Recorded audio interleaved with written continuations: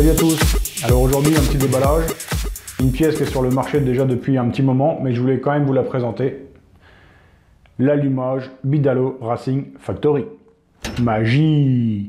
Donc, notre colis étant maintenant ouvert, on va regarder d'à peu plus près de quoi se constitue notre allumage Bidalo. Donc ici on commence une platine en aluminium qui est anodisée, qui vient se fixer sur le carter, en l'occurrence ici sur un Minarelli scooter à l'aide de deux vis CHC de 6 mm.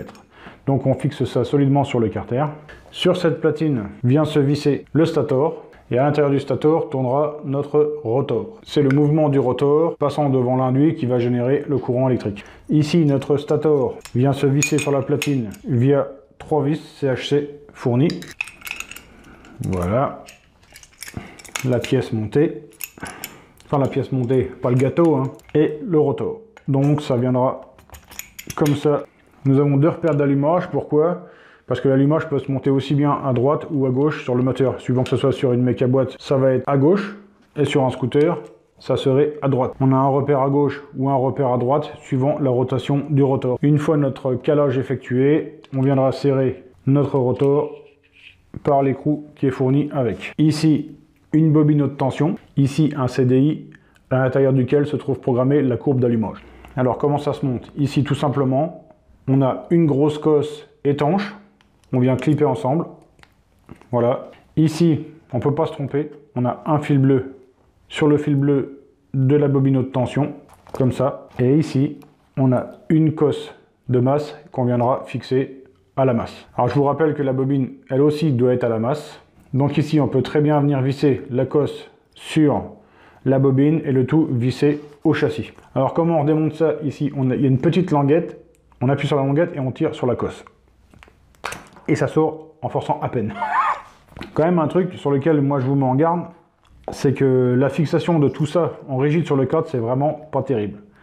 Pourquoi? Parce qu'en fait les aimants électriques comme ça supporte pas du tout les vibrations. Certains montent ça en fait sur des espèces de cylindres blocs caoutchouc là, et pour éviter les vibrations, mais au final pour moi le cylindre bloc transmet les vibrations à la bobine et les bobines vibrent encore plus. Donc moi ce que je fais carrément, c'est que je monte tout ça souple.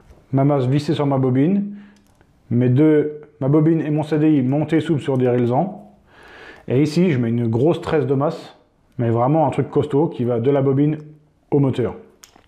Et là, comme ça, j'ai vraiment une bonne masse et j'ai aucune vibration. Ici, il nous reste à avoir une petite platine qui nous donne un tout petit peu d'inertie, mais qui sert à la base à fixer ici les 3 tétons qui vont entraîner la pompe à eau. Donc ça va se mettre ici sur notre rotor d'allumage. Donc comme ceci, et qui vient se fixer à l'aide des vis fournies. Voilà. Et enfin ici, un capuchon de bougie qui vient forcément se visser sur le fil de bougie. Et sur lequel on viendra mettre notre bougie ou éclateur en termes techniques. Alors pourquoi moi je choisis de monter principalement l'allumage Bidalo Racing Factory? C'est parce qu'on a vu que dans le CDI, il y a une courbe d'avance qui est programmée. Donc je vous mets une courbe d'avance à l'écran. Alors c'est pas la courbe de l'allumage Bidalo qui est à l'écran, c'est une courbe que j'ai trouvée sur internet juste pour illustrer mes propos. Donc vous voyez que entre 4000 et 14 000 tours, il se passe quelque chose au niveau de la courbe d'avance. Ça décroît, ça décroît. On a moins d'avance à haut régime qu'à bas régime. Sur ce CDI là, on a encore plus d'avance à bas régime et moins d'avance à haut régime. L'amplitude est encore plus grande. Ce qui logiquement nous permet de gagner un petit peu sur le bas et un petit peu sur le haut régime. Donc voilà, nous avons fait un rapide tour du sujet de l'allumage Bidalo Racing Factory. On se retrouvera dans une prochaine vidéo où on parlera vraiment plus technique et on ira le monter sur un moteur pour voir comment ça se passe au niveau du calage. Il ne me reste plus qu'à vous dire merci et à bientôt pour de prochaines vidéos. Bye!